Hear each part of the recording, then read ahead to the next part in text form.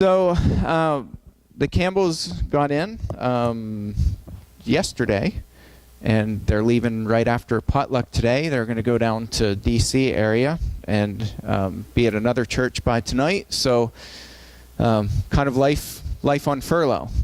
Fundraising and just updating, and so they're going to update us and let us know about their work in Ecuador and some changes that have taken place since the last time you were here. So I'm not going to take up your time. I'll go ahead and hand it over to you guys, and welcome. Just make sure it's green. I'm green. Okay. I'm not blue or red, I'm green. Which is actually interesting. I say that funny, but Laura and I actually did a presentation a few weeks ago on re-entry and reverse culture shock that people go through, especially if they serve time overseas, whether that's in as missionaries or military or some other type of work, and they come back to their home country and it's not really home anymore and they've changed. And so we were in our discussion, you know, if you use the color analogy, yellow, when you leave your country, your host culture, and you go to another culture that perhaps is blue, what happens when you mix yellow and blue? They become green. And we are never going to be blue, and we will never once again be yellow now that we've had this experience overseas. And so anyways, this led to a discussion about how we need to have more green people because they tend to have a different perspective on what's going on in the world. They're peacekeepers. You know, we see a lot of the, for example, a lot of the not to get into politics, but a lot of what's going on with the international scene in regards to America is something that we're very attuned to and very concerned about because we are living and working in a different place. Anyways, that's a whole nother thing for another time. It's a blessing to be here this morning. It's good to see you all again. We've not been here for about 3 years. Last time we were through, we only had a couple of the kids with us, and then we got sick right afterwards and ended up having to cut some of our traveling short. But it has been 3 years since we've been here, and then prior to that, I think it was 3 years. So, and then prior to that, it was a year or two. So anyways, we just are so blessed to be with you this morning and to share with you about the work that you are involved with in Ecuador. This is not the work that we do. This is the work that, not the work that Laura and Rusty do. This is the work that we all do. And whether you realize it or not, you have a part in what is going on there and are part of the ministry there. Jesus said the most important commandment is love God. And then he said the second most commandment is what? Love your neighbor. And so that's why we do what we do. It's because that's why we're here this morning. We love God. Why do we work with people and serve people and help people? Because we love our neighbor. They go hand in hand. And so that's what we're, and I'll be talking more about that later during the sermon about that. But that's why we do what we do, really, is because we love God and we love our neighbors. So for those of you who don't know who we are, because some of you may not have met us or remember us, we understand certainly that we can be forgotten about if we're not. I know Jimmy does a good job keeping you all informed of what's going on with us. But so last time we were here, we did not bring our two oldest boys, Alex and Stephen. Is there a way to dim the lights, or is that? Okay. So anyway, so Alex and Stephen and Benjamin are our three boys, and Elizabeth was about 8 months old or 10 months old when we were here last time, and so that she's our finale. We're done. We've been in Ecuador now 5.5 years, and the work that we are currently doing, we've been doing for 4 years. And prior to that, we had worked in Portugal, in Japan, even in Mississippi, which you really need a passport, I think, to go down to Mississippi. And we run what's called the Bellevue Foundation. This is not a foundation in the sense of what we think about here in America, but in Ecuador, it's basically like a nonprofit. Okay, so we run a nonprofit organization that is overseen and funded primarily by the Bellevue Church of Christ outside of Seattle, Washington. Okay, so at the other end of the country. But the biggest part of what we do is actually run a camp, like a church camp that you may be familiar with. But we do so much more than that. We only have camp a few weeks out of the year, and then the rest of the time we do so much more. So we're going to share a little bit about the work that we are doing, the work that you are a part of, and I know this is some of you haven't heard some of this in a while or have forgotten it. So Laura's going to also help me a little bit. Would you like to explain this, our purpose? All right. We basically have three main goals or prongs of our ministry, and they are one, to serve and be a blessing to our immediate community around the camp.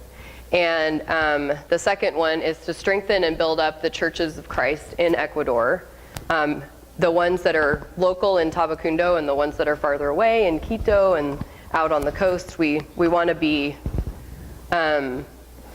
something that all churches see as a resource and a place where they can that they can utilize for whatever they need, their retreats and conferences and things like that.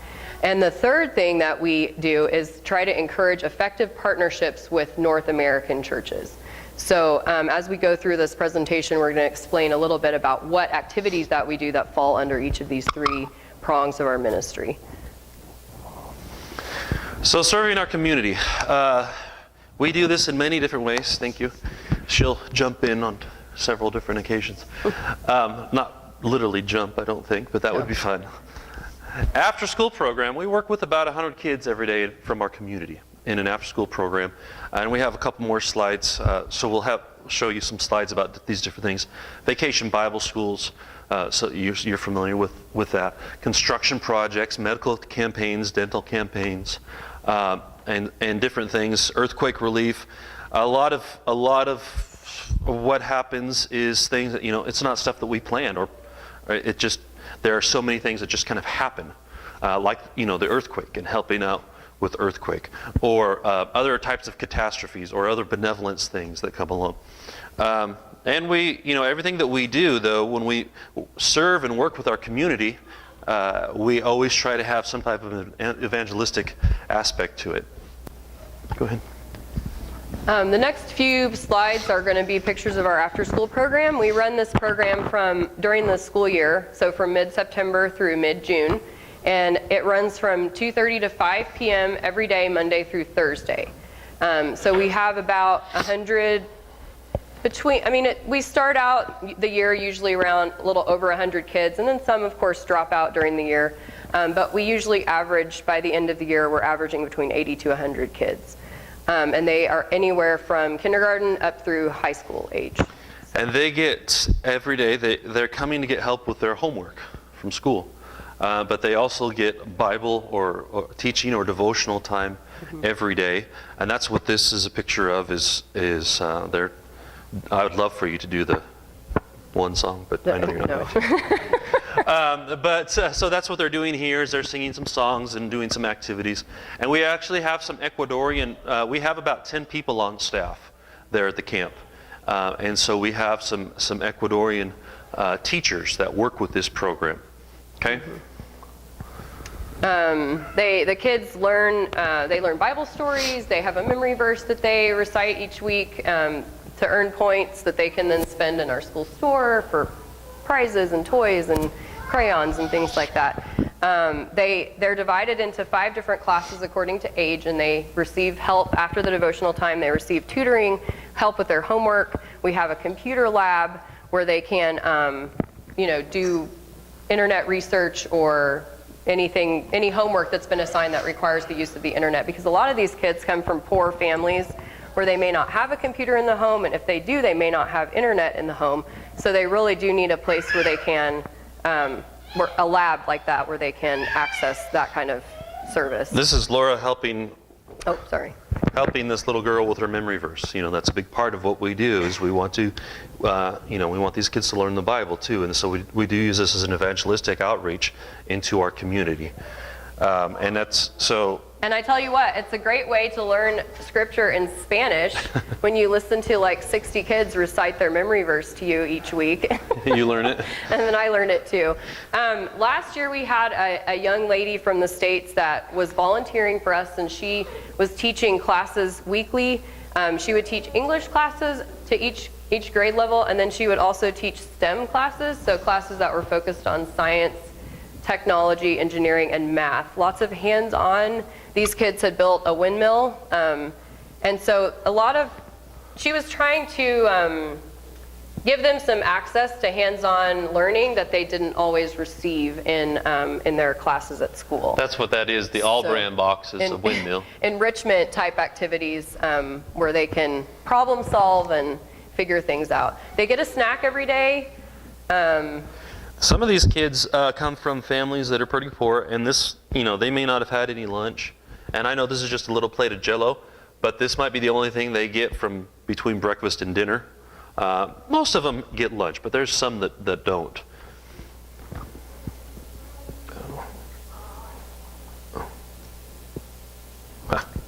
We occasionally have fun party, carnival type activities. This was a Christmas party that was hosted by a group from Quito.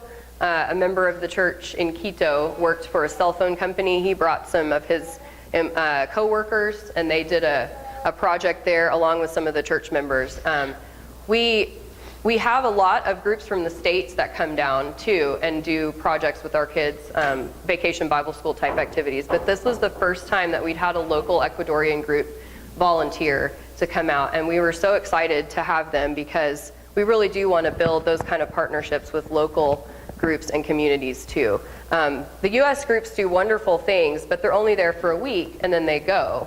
And with the language barrier, it's hard for them to build relationships with our kids. But this group, because they're all Ecuadorians, there was no problem. We didn't need translators. They just came in, they played with the kids all day, they planned lots of fun activities, and it was great. So we hope that can continue. It's really important too that the Ecuadorians learn the importance of giving back to their community. Right. And most of them do have an awareness of that, like we do here in our communities. But it's great to see Ecuadorians also investing and giving back to their communities. This is a vacation Bible school. I don't know what the theme was. I don't remember. Yeah, once a year we do a VBS, just like a lot of churches in the States will do a week-long VBS. So this was our VBS this last year. The theme was Galactic Starvayer, so it was the space and stars theme. And we started the week out with around 90, I think. Yeah, I think we ended the week with around 90 kids. So we were having them come up in the morning for a 2.5 hour program. We've done a vacation Bible school now for about 4 years, and we've had anywhere from about 60 kids on the first day to 190 kids on the last day. So it's so hard to gauge how many kids we're going to have show up throughout the week. And it's a little hard to plan for, but we were very blessed by the organization Healing Hands International, which you may be familiar with in Nashville, who sent down 400 Bibles with one of the groups this summer and donated those. And so each child that attended VBS at the end of the week received a Bible. And it wasn't just a children's Bible with stories and pictures. It also wasn't just like a cheap Bible that's just paperback and nothing else. It was else. a very nice, with a nice cover Bible. It was called a Prayers and Promises Bible. So all the prayers were highlighted in gray, and then all the promises that God makes were highlighted in yellow. And I thought that was kind of a cool concept. So we do a lot with, along with the children, we also do some things in the community. This was an opportunity that was presented to us to help a poor family whose house, the roof on their house was collapsing. Okay, this house, I don't know how well you can see it, but it's made out of mud bricks that are about this thick. And I have a guy who works for me. His name is Carlos, and I don't see him in the picture. He lives in that community, and he's upper 50s. I don't know exactly, 57 years old or so. He said he remembers when they built the house 40 years ago. And he said that house is structurally sound and will last another 40 years, but it needs a new roof on it. And so we went in there and we put a new roof on it. We had a group come down from Harding University to help us with that.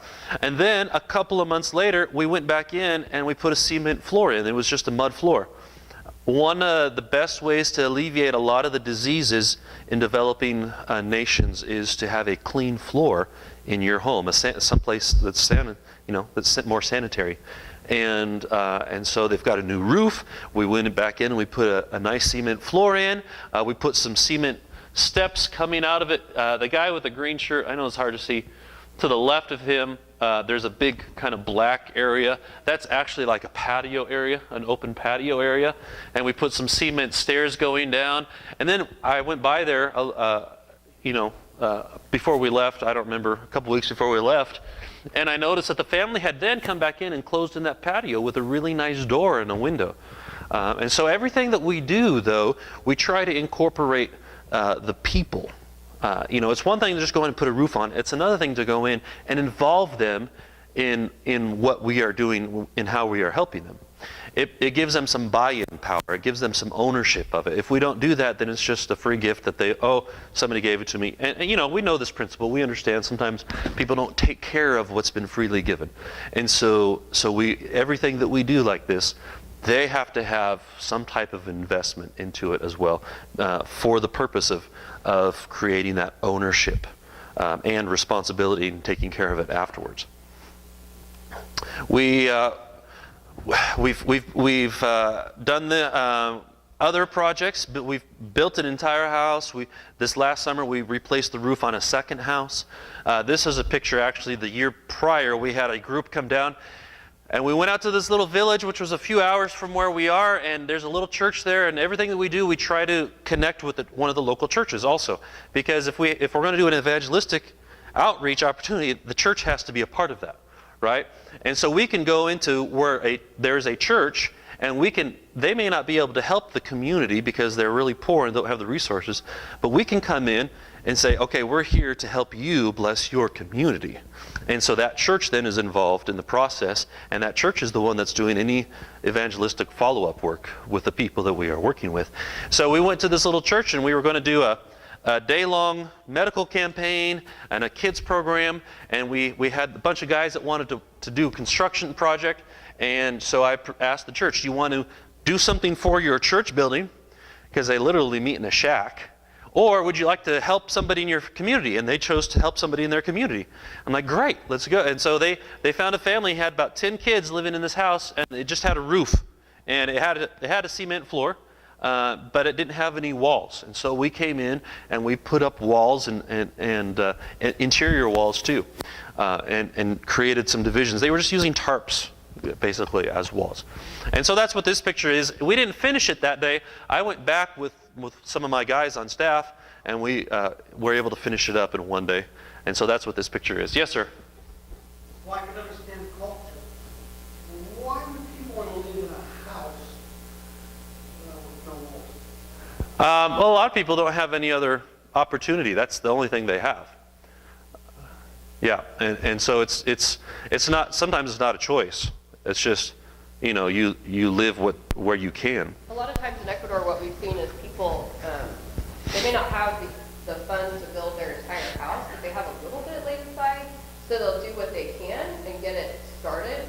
So that's what this kind of looked like. It looked like they had the money to put in the foundation and build like half the wall, but they hadn't had money to finish it, they had money to put the roof on, and so they were just hanging tarps down, kind of as a temporary fix, it looked like. And according to the internet, they make about $12,000 a year. How do they make that? The people living in this house are probably making $100 to $200 a month, honestly. So that $12,000 a year for Ecuador, is that where you found that? Okay, that's probably the medium. And there are some very wealthy Ecuadorians, wealthier than any of us here. And minimum wage, the minimum wage is $385 a month. Okay, so that's the minimum wage that most people are making. So that median number that you saw is probably really skewed. So if you go down there and you got some stuff in the area, let's say you have a lot of money, do you live well? Yeah, there's a lot of Americans or expats retiring to Ecuador. Ecuador is a very Yeah. popular place for Yeah. people to retire, people from the States. And if you'd like, we can talk about. I'm happy to. We can visit more about that afterwards. So yes, if you have, you Yeah. can live well there if you have the resources. Yeah. So, yeah. It is, I believe, the number one foreign country for Americans to retire to. It's in the top 5. I think it's the top. Costa Rica, it's, I think, between Costa Rica and Ecuador. So a little over a year ago, there was a big earthquake. I don't know if you'd heard about this. And so we were able to go out and do some relief work with the earthquake. Many people died out there. This is just a picture of a couple of buildings that had collapsed. We went out to an area where, 7-story buildings were just leaning like this. They hadn't collapsed, but they were like this. We had seen houses, 2, 3, 4-story houses, and these are people that had a little bit more money. And like she said, what they'll do a lot is they'll build until they run out of money, and then once they get more money, they'll go buy more supplies, and they'll keep going. And so you see a lot of unfinished houses there. But a lot of them are made out of cinder block, okay? And so we saw houses 2, 3, 4 stories that literally just were flattened like a pancake, And we were going around with a sister in Christ there, and she said, yeah, somebody died in that house, and that kind of thing. And people were afraid because there were so many aftershocks. People were afraid to sleep inside. So when we got down there, there were people literally, just whole families sleeping outside in the dirt, because they were too scared to sleep inside with all the aftershocks. Healing Hands International that she had mentioned a few minutes ago had donated a bunch of water filters, and so we were able to take down some of these water filters. And you can kind of see the bucket there on the right, and I'm demonstrating there how to use this water filter and take care of it. And that's just one of the basic needs that people had after the earthquake because there was no services. We were driving around, driving at night down the road in a city, and there are literally groups of 10, 20, 30 people on the side of the road just like waving and, we need water, we need water. Well, we only have so much. And we can't help everybody, but we did what we could to help the few people that we could. But the water filters, I think, were a huge blessing. Do they have water now? Yes. Yeah. Most places have had some. Yeah. In fact, we were looking at going into one village that was near the epicenter and build a rainwater cistern because after 3 or 4 months, they still had not had water. And so, 3 or 4 months later, there was still no water. We were thinking about going in and building a cistern, because we'd received some money to help with something like that. A couple months later, when we went back out there to see if we can do it and to kind of assess the situation, the government had already come in and put in these great big, 50 or 100-gallon water tanks that all around the village. So it wasn't a need anymore. But yeah, it took probably at least 6 months or so before people had clean, potable water. We also do medical clinics. And so we have teams come down from the States. This is a picture of a sister in Christ in Nashville. Her name is Erin. She's also a nurse practitioner. And she's fluent in Spanish. And so not all of our medical providers are fluent in Spanish, but she was. And so she didn't need a translator, which was nice. But a lot of, we try to help people with their physical needs, but also with their spiritual needs. And so I encourage them to pray with the people that they're seeing. And so that's what Erin is doing, is she's praying with this lady that she was helping that day. We've seen, this last year we saw, I have the numbers and I'll share them with you a little bit later, but it was something like 350 or 400 people or more in medical clinics this last summer. We also have a team from the University of Tennessee Health and Science Center that will come down and do a dental clinic. This is a group of people that are not, some of them are not Christians. And they are coming down to work with us. And they know before they come that they are coming to work with us, and we're going to partner with churches and have an evangelistic outreach and that kind of stuff. They know that before they come, and so they're okay with it, or else they wouldn't be coming. And so some of these folks, as I mentioned, aren't Christians. And for me, that is like super exciting. God is using non-Christians even to spread His word. These people aren't doing the evangelism, but they're helping people that are coming to the church, and the church is doing the evangelistic outreach. And so, to me, that is super exciting that God is using even non-Christians to spread His word. And this is a picture of the dental team that came down this last year in front of the Atuntaki Church of Christ, which is one of the churches that we helped this last year with the dental clinic. They've come now for 2 years, and they're already on the calendar for this next summer also. So along with blessing the communities, serving the communities that we work with, we also try to work with the church and the churches in Ecuador. We have camps, retreats, the Let's Start Talking. I'd mentioned how we connect with the church if we're going to do like the dental clinic, that we'll connect with a church. All right. Well, that's excuse me, that's helping that church reach their community, okay? We'll do seminars on leadership development. We've worked with some church planting teams this last year, and we are also in the process of trying to do another church plant ourselves. Yes? In the part of Ecuador that we are, the major cities, the major towns would have a church. We live near the town of Cayambe, which has about 65,000 people in it, and there's one church there. They have about 80 to 100 people on Sunday mornings. Okay, that city could easily support another church, but there are lots of towns around where we are, 10, 15, 20,000 people where there's no church. In the capital city of Quito, when we moved there 5.5 years ago, there was about 8 churches. And now there's, I think, 12 or 13 churches. Almost 3 million people in that area. So there's definitely a need for church planting. I'm sorry? Yes. And my brother-in-law, who actually is the reason why we ended up in Ecuador to begin with, he's the director of the Bible College in Quito. And so he's training a lot of these church planting teams, or bringing them together and helping and doing some of the training to send them out to plant churches. So it is growing. In the southern part of Ecuador, I don't know how many churches there are, but there's quite a few, because it really took root in some of the indigenous populations.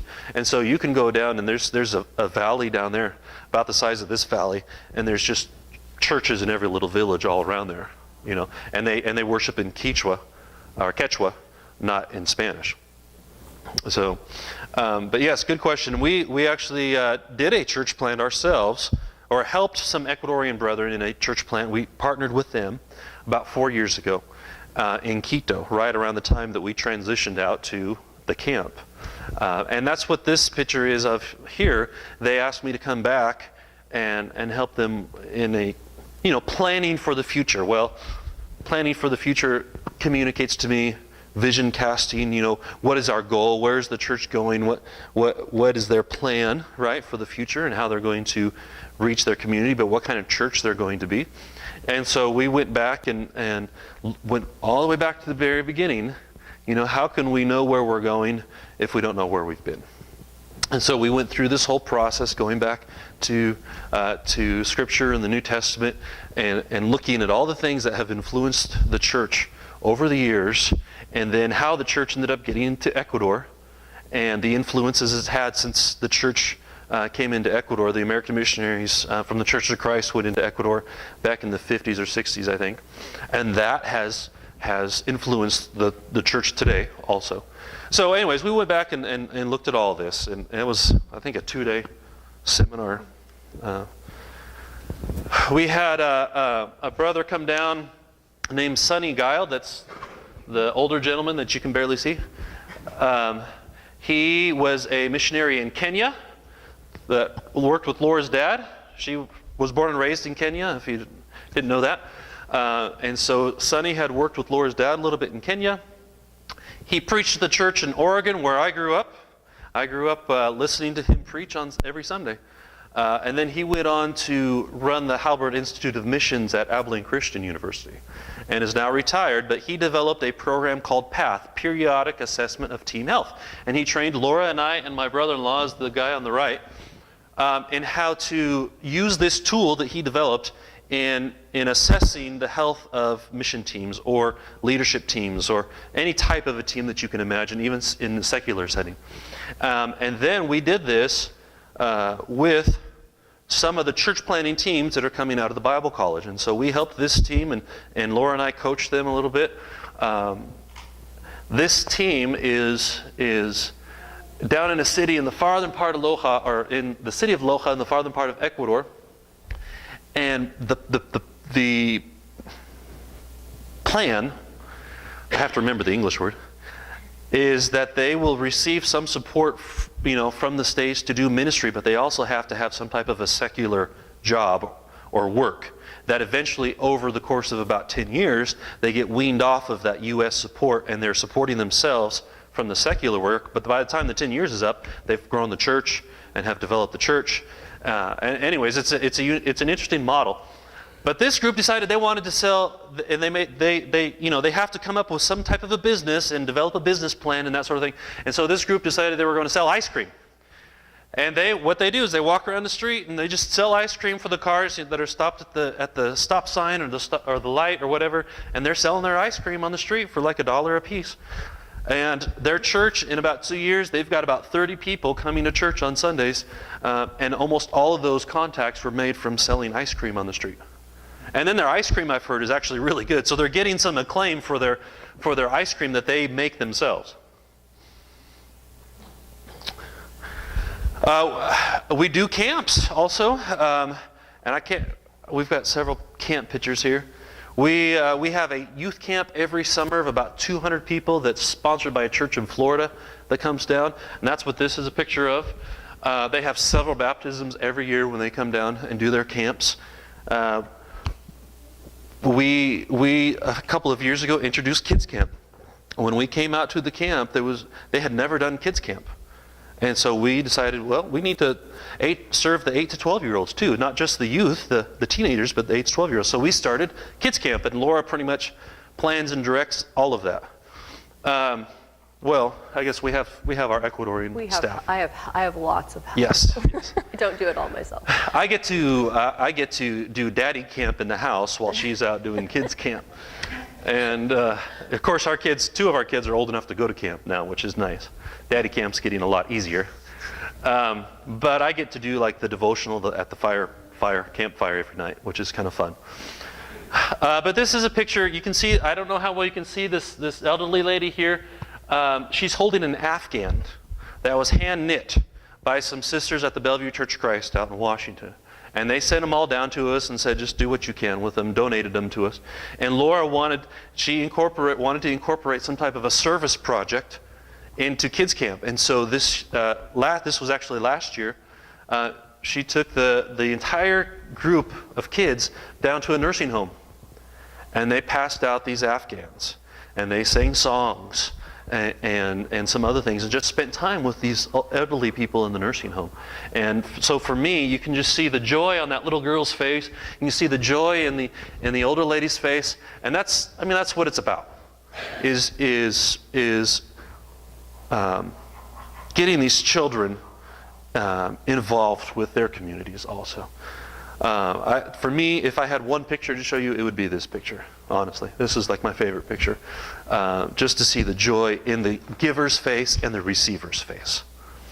And the other part of that is we have these sisters in Christ who can't go to Ecuador, and they can't, some of them have walkers and they can't do stuff, but you know what? They're able to knit, and they're able to bless people in other parts of the world with the talents that they still have. You want to do this one? We're running out. Yeah.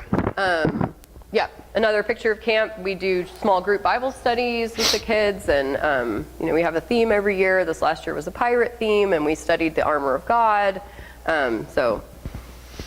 This last year, we incorporated English camp. It was the first time we've had English camp. So this last year, we had 4 camps.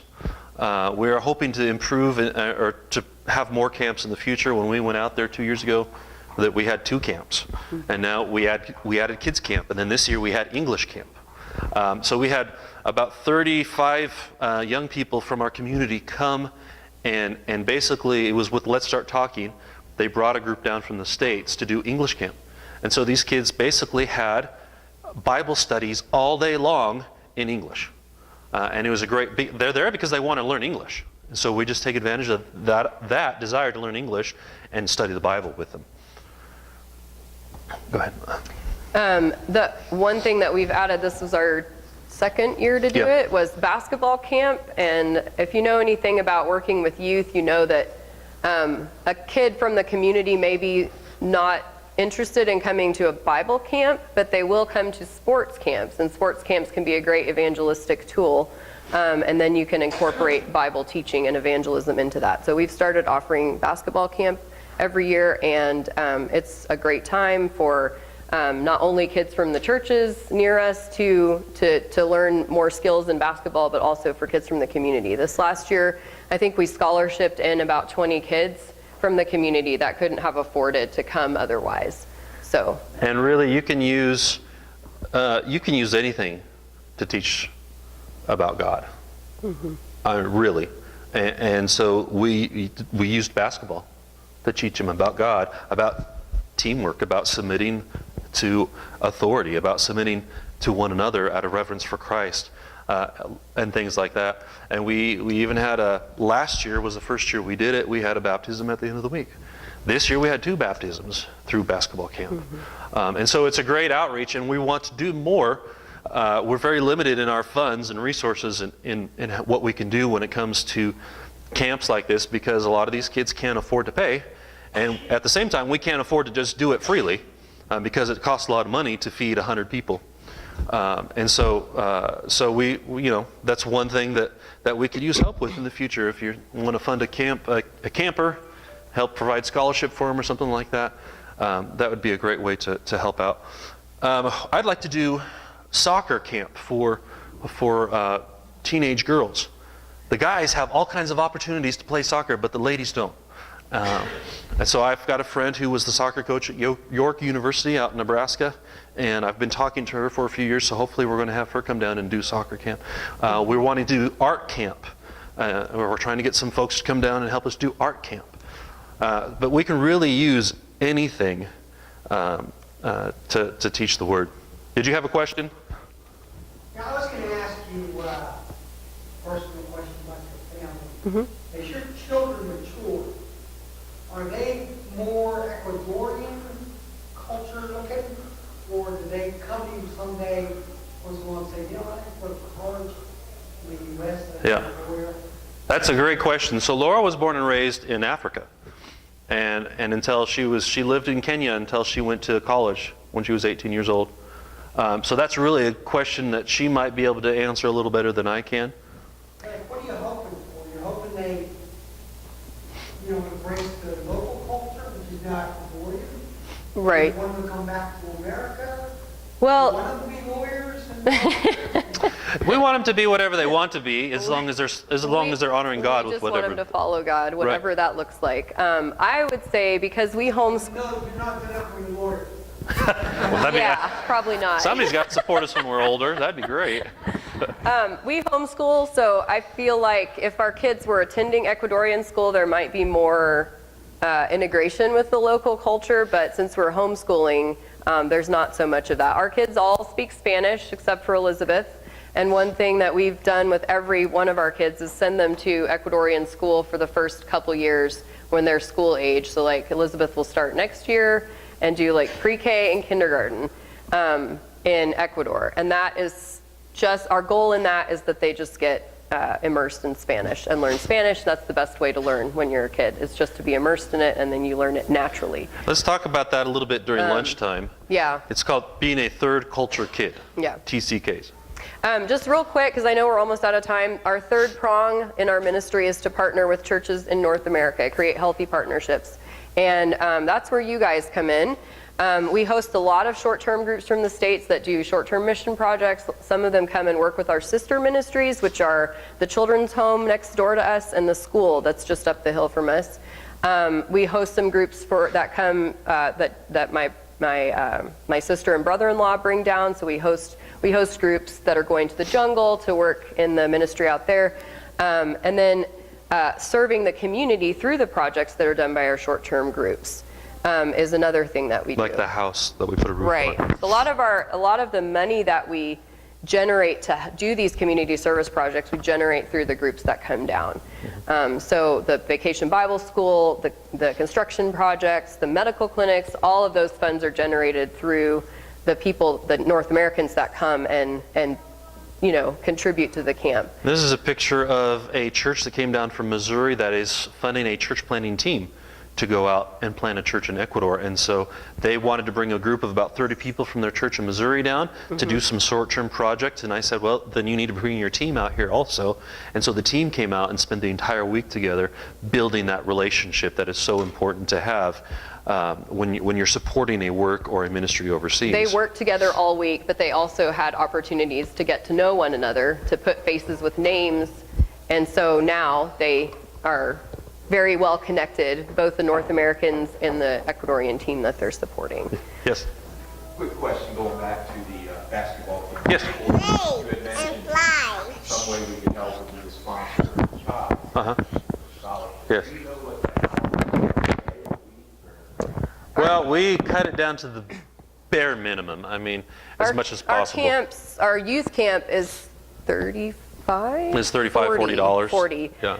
And then our kids camp is a little bit less than that. So $35, $40 to sponsor a teen, and $25, $30 to sponsor a child, an under 12. We normally charge for an Ecuadorian group like that about $18 to $20 a night per person. That includes food and lodging to stay at the camp.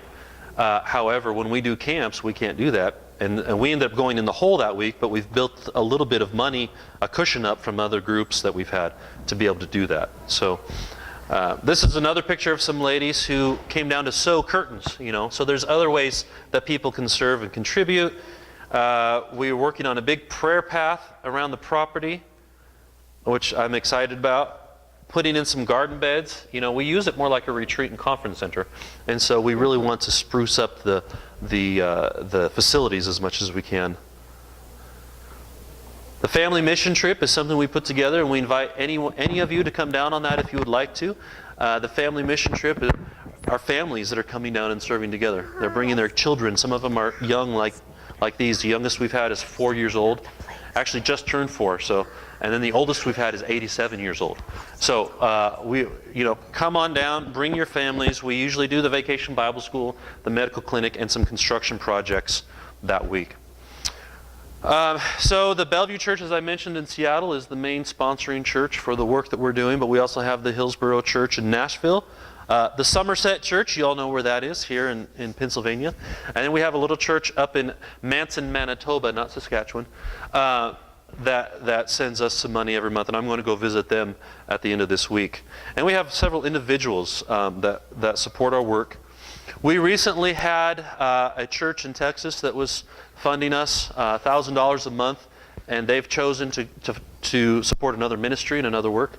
And so we're actually, one of the things that we have to do in the States right now is to find replacement for that $1,000. So we're looking for that, as well as trying to raise some additional funds. Inflation, growing family, inflation's about 4 or 5% every year in Ecuador. So the money 5 years ago doesn't go as far as it did, or today doesn't go as far as it did 5 years ago. That's a picture of Mount Cayambe, which is just across from the camp from us, 19,000 feet. We get to look at that almost every day when it's not cloudy. And so we ask you for your prayers and your encouragement. I think Psalms 121, verses 1 and 2 says, "Where I look up upon the mountains, and where does my help comes from? My help comes from the Lord." And so we see the Lord working in so many different ways, and are so blessed and thankful that you all are part of that. Laura has something she wants to share with you all. I just want to say thank you to the church here for your support over the last 7 years. We really appreciate your involvement in our ministry, and we couldn't do it without you, really. We couldn't do what we do without the support of people back home. We have these prayer cards, which I put a stack back on the table back there by the door. So if you'd like to take one for your fridge or your office or whatever, grab one on your way way out today. And I've got a few up here also. We've got a few up here also, so just make sure you take one on your way out the door after service today. John, did you have a question, or were you just showing me the clock? Okay. Which one was it? Oh, what did that, Laura? The banner in Spanish. The banner, okay, so the church that came down is the Somerset Church of Christ in Missouri, which is a church that has planted churches in Missouri, in the Springfield area. This is their first international church plant. Every time they send out a church planting team, they gift them with a banner. And this is from 1 Corinthians 3:7 that says, neither he nor he who plants is anything, but it is God that gives the increase, or something along this line. So, God who gives the growth, basically. So they presented this team with this banner in Spanish as they commissioned. This was a commissioning ceremony that they did for them, commissioning them for the work that they were going to do to plant this church in this new city. So. Okay. Any other questions, real quick? How long is the trip? From here to there, well, you've got to get from here to Atlanta or Miami, or even you could fly through Newark. But from Atlanta, it's about a 5-hour flight. I'm sorry? You cannot actually drive. The southern end of Panama and the northern end of Colombia is all swampland. There's no road through there. Yes, I want to drive it. That's on my bucket list. But for that one section of road, you have to put the car on a ship. And we've met. So I have a fascination with these people that are traveling around the world in their cars. I love to talk to these people. And we've had several come and park their car at the camp and sleep there. Because, they don't need anything. They just need a place to park for the night. And most of these people aren't Christians, so we get to share God with them too, which is kind of cool. But yes, I hope to drive it one day. And you could, if you're willing to put the car on the ship for that one section. That is possible.